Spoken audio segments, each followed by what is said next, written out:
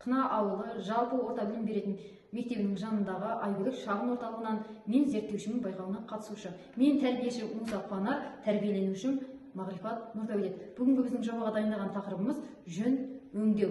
Енді қара Нұрдәулет бізде. Мынау бізде не? Қойдың жүні. Қойдың жүні, дұрыс айтасың. Енді қара, осы жүннен бұрынғы аналарымыз, әжелеріміз қара, мынандай жіп жасайтын болған. Осы жіптен әртүрлі бұйымдар жасайтын болған, көрдің бе? Мынау уже жүн. Енді қара, осы бұйымдар жасалған бұйымдардың әкеп болған. Бізде қара, бірінші қуыршағымыз бұл ешкінің жүні, түбіттен жасалған. Ешкінің жүні андай түбіт деп аталады. Сондықтан көрдің бе, бұл өте жұмсақ әрі сәнді болады. Ал біздің екінші қуыршағымыз ол қойдың жүнінен жасалған жіптен тоқылған. Ол жылы және сәл қаттылау болып келеді екен, не? Енді қара, мен бүгін саған көрсеткім келген. Осы жіптерді біз қалай әртүрлі түстерге бояймыз, сол бойынша біз көрсетеміз. Бірінші біз бояулармен жұмыс жасамас бұрын қауіпсіздік ережелерін сақтау мақсатында біз не істейміз? Қолымызға бір реттік қолғабымызды киіп.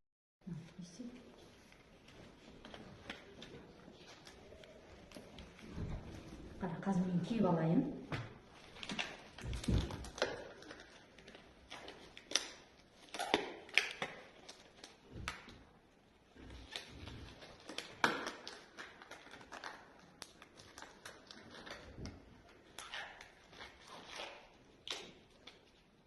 Қара, біздің осы жіптерімізді, мына жібімізді әртүрлі түске бояу үшін мен бірінші медициналық йод және зеленка, үшінші бізде күнделікті қолданып жүрген гуашь бояуын әкелдім. Енді қара, мынау ыдысты қолыңа ала ғой. Мен саған қазір бірінші мында қойып қоямыз, жарай ма? Үстімізге төгіп алмау үшін. Қазір мен саған йод құйып берейін.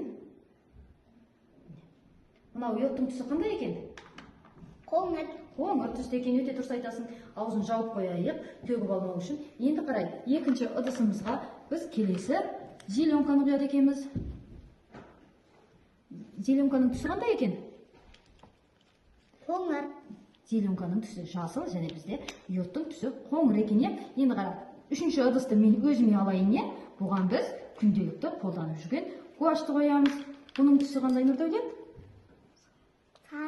Сары, дұрыс айтасың, бұл бізде күнделікті қолданып жүрген гуашь екен. Барлығының қақпақтарын жауып қоямыз. Қазір біз жұмыс барысында осыларды төгіп алмау үшін, енді қара, осы сіндегі үстіне сәл су құйып берейін, қара.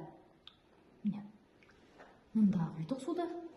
Енді біз жаңағы гуашьымызға құямыз. Гуашьымыз қою болғандықтан, оны сәл араластырады екенбіз. Және осы жаңағы мен саған айтқандай қойдың жүнінен жасалған жіптерді мен 3 жіп дайындап әкелгем, Соны біз қазір қара. Біз осы бояуларға салып, біз оларды бояйтын және өңдейтін боламыз, ұстай ғой. Екіншісін, үшіншісін мұнда сап қояйық, Енді үшіншісін мен өзім алам. Ол үшін біз жаңағы қолымызды малмау үшін осындай кішкентай шанышқылардың несімен бояуымызға маламыз.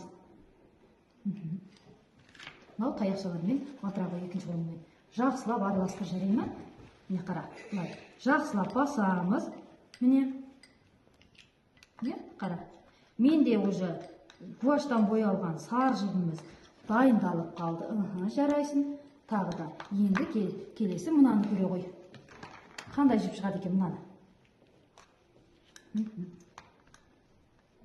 Жақсылап матырып араластырамыз.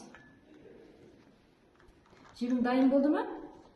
Қара, бізде жаңағы осы жіптерді дайын болу үшін біз бояуларынан не істейді екенбіз? Қазір әлі де салыс, енді кейбір жерлеріне бояу қолмыртты.